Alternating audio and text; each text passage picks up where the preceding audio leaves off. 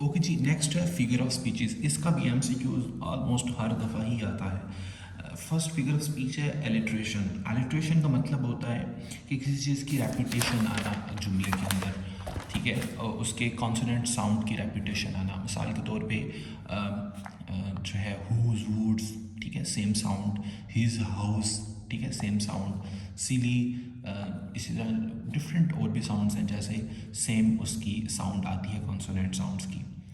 सो उसको कहते हैं कि that is a alliteration. Next है एमेस्ट्री। एमेस्ट्री कहते हैं कि ऐसे वर्ड्स दैट जो आपके माइंड में मेंटल इमेजेस बनाते हैं, यानी कि जिनको आप देख नहीं सकते, ठीक है। मिसाल के तौर पे जिसको आप नाउन की फॉर्म में एब्स्ट्रैक्ट नाउन कहते हैं, that is imagery. That is touch, smell. इनको आप देख फील तो कर सकते हैं, इनकी कोई इमेज तो बना सकते हैं, बट इनको छू नहीं सकते। इस तरह जो मेटाफर है, इसको उर्दू में इस्तारा कहा जाता है। जैसे उसकी दो एग्जांपल हम अक्सर सुनते हैं कि मेरा बेटा शेर है। दिस इज़ इस्तारा, यानी कि आपने अपने सब्जेक्ट को एक दूसरी चीज़ की तरह बना दिया, उस जैसा बना दिया। बट अगर मैं बोलूँ कि मेरा बेटा शेर जैसा है, तो ये मैंने उसकी तशबीह दी है उसके साथ, कि उसकी करेक्टराइजेशंस और शेर की करेक्टराइजेशन सेम है। So that is metaphor. इसमें लाइक यूज़ नहीं होता, ठीक है, जैसा कि यहाँ पर आपके सिमिली में ये यूज़ होता है, जिसको तशबीह कहा जाता है, ठीक है। शी स्विम्स, वो तैरती है, लाइक अ फिश, ठीक है। अब उसकी स्विमिंग की करेक्टराइजेशंस और फिश की स्विमिंग की करेक्टराइजेशंस को कंपेयर किया गया है, ठीक है। वो एग्जैक्ट उसको कह नहीं दिया गया।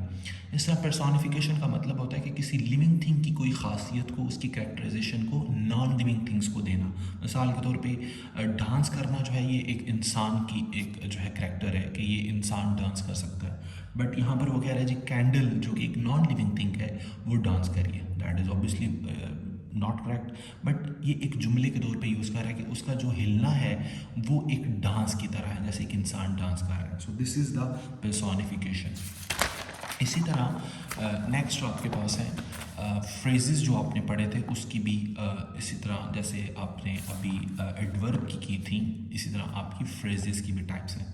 जैसे नाउन फ्रेज का मतलब है कि noun phrase is a group of words which does work as a noun. होंगे ये नाउन के तौर पे, but it may be a subject और object of a verb such as we hope to win the first prize, ठीक है। So इसमें we hope, ठीक है, वी होप टू विन। अब टू विन जो है ऑब्वियसली यहाँ पर ए वर्ब है, but we hope to win first prize.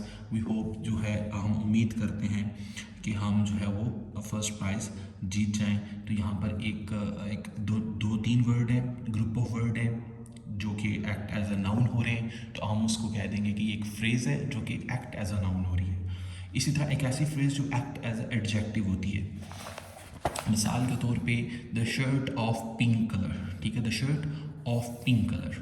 अब ये पिंक कलर जो है ये शर्ट को मॉडिफाई कर रहा है, एक नाउन को मॉडिफाई कर रहा है, but this is a group of word. Pink colour of a pink colour आप कह लें, तो ये तो वैसे आपकी वो आ जाएगी प्रपोजिशन, बट पिंक कलर अगर आप उसको इटसेल्फ ले लें, so that modify the noun, that is a phrase itself. So this is the phrase of adjective. इसी तरह ऐसा फ्रेज जो वर्ब को क्वालिफाई करे, that is a verb phrase. Like Ali run great speed, यानी कि दो वर्ड हैं जो रन को एक्सप्लेन कर रहे हैं, तो दो तीन वर्ड अगर मिल के बने तो दैट इज़ अ फ्रेज। सो एक ऐसा फ्रेज जो कि आपका नाउन को मॉडिफाई कर रहा है, so that is a adverb phrase. इसी तरह एक ऐसा फ्रेज जो एक्ट एज अ प्रपोजिशन, यानी कि कनेक्शन के तौर पे यूज़ हो रहा है, so that is a prepositional phrase. मिसाल के तौर पे there is a garden in front of, in front of. अब यहाँ पर ये दो वर्ड हैं जो कि कनेक्ट कर रहे हैं जुमले को, हाउस को और गार्डन को, act as a preposition, but it is not a single word, this is a group of word. So that is a phrase, act as a preposition, so that is the prepositional phrase.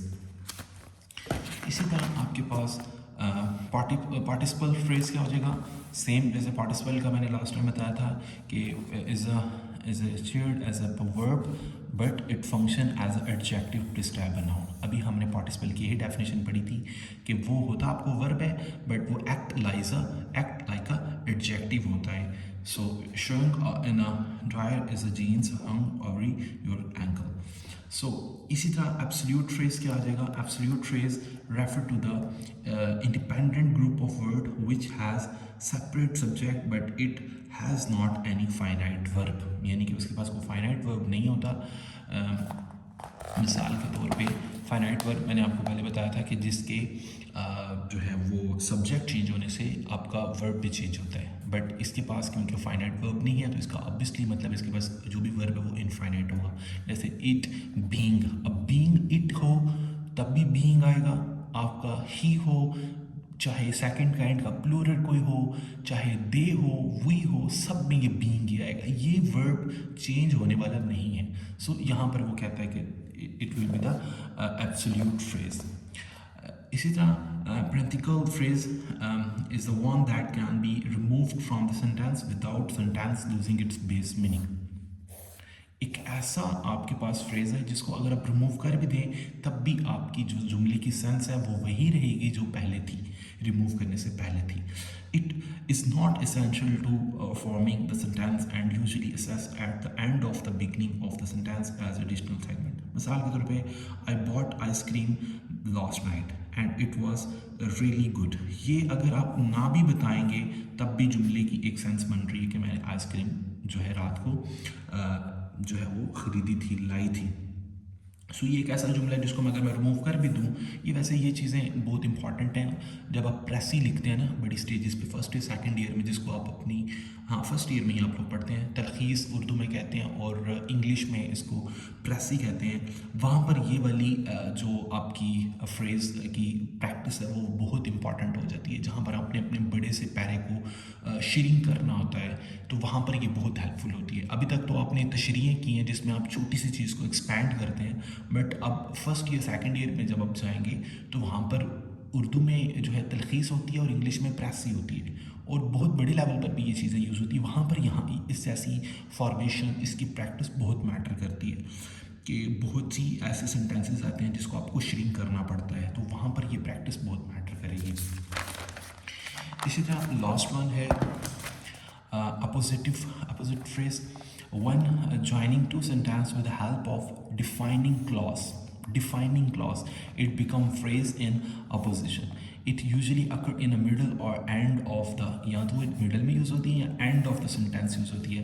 जैसा कि the manager is a kind person, Mr. Asif Saeed, उसको ये आगे further defining clause है जो उसको define कर रहा है। किसको define कर रहा है? एक noun को define कर रहा है। so that is the complete clause phrase से इसमें ज़्यादा words हैं जिसको आप clause की classification कह सकते हैं। सो एक ऐसी क्लॉज जो डिफाइन कर रही है आपके सब्जेक्ट को, मिस्टर आसिफ को, कि मिस्टर आसिफ एक ऐसे सब्जेक्ट है जो मैनेजर है, is a kind person, the manager is a kind person. ठीक है, तो एक मुकम्मल जुमला है, the manager is a kind person अगर कहते हैं तो that is a sentence, that is a clause, but वो एक डिफाइन कर रहा है एक नाउन को, that is a positive phrase. आगे नेक्स्ट क्लॉजेज हैं, क्लॉजेज के टाइप्स हैं।